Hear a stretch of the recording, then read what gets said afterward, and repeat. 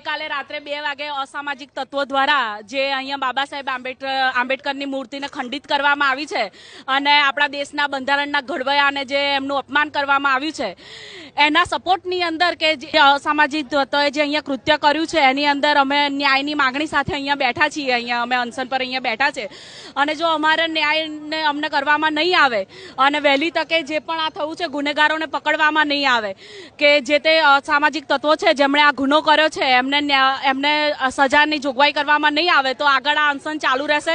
અમે રોડ બંધ આંદોલન પણ કરીશું, રસ્તા પર ઉતરીશું।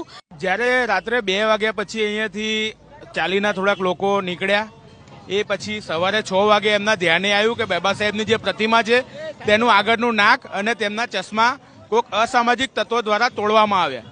એ પછી તાત્કાલિક ધોરણે 100 નંબરમાં ફોન કરી આ બાબતની જાણ કરવામાં આવી। પોલીસ દ્વારા અહીંયા તપાસ કરવામાં આવી।